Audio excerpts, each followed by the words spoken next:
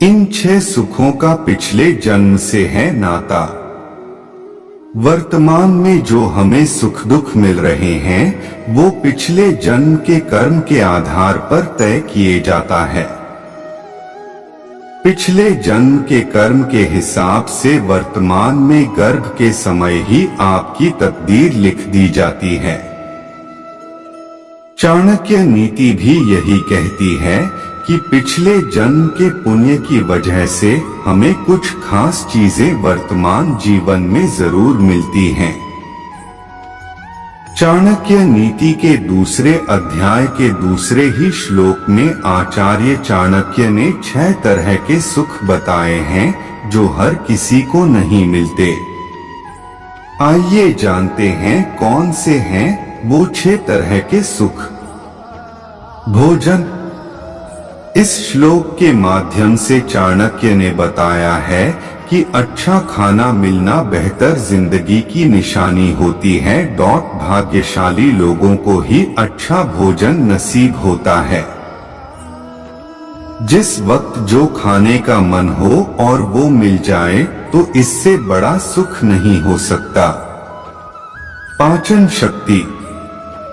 उत्तम भोजन मिलना ही सब कुछ नहीं होता, इसे पचाने की शक्ति भी होना चाहिए।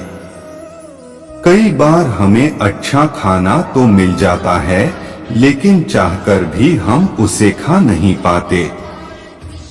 जैसे बीमार व्यक्ति अच्छा भोजन ग्रहण करने की क्षमता नहीं रख पाता क्योंकि उसकी पाचन शक्ति कमजोर होती है।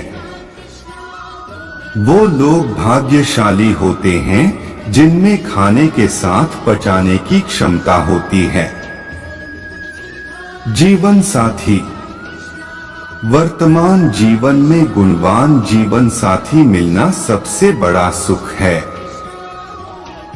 जिन लोगों के पास समझदार और गुणी लाइफ पार्टनर हो वो किस्मत के धनी होते हैं।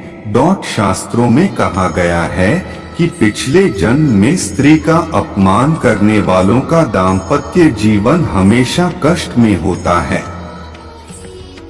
धन का सही उपयोग। चाणक्य कहते हैं कि सिर्फ धनवान होना ही जरूरी नहीं, पैसों का सही इस्तेमाल करने की जानकारी भी होना चाहिए। ये गुण उन्हीं लोगों को मिलता है जिसने पूर्व जन्म में पुण्य किए हों।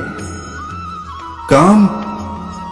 सुखी वैवाहिक जीवन के लिए अच्छी काम शक्ति का होना जरूरी है। चाणक्य कहते हैं कि किस्मत वालों को काम शक्ति मिलती है लेकिन व्यक्ति को खुद पर इसे हावी नहीं होने देना चाहिए। चाणक्य का मानना है कि काम के वश में रहने वाला व्यक्ति जल्दी बर्बाद हो जाता है। दान। इस कलयुग में धनी लोगों की कमी नहीं है लेकिन दान देने का स्वभाव बहुत ही कम लोगों में है। चाणक्य कहते हैं कि व्यक्ति में यह गुण भी पिछले जन्म के कर्मों के आधार पर मिलता है। दोस्तों आज के लिए बस इतना ही। मिलते हैं अगले वीडियो में। जय श्री कृष्णा।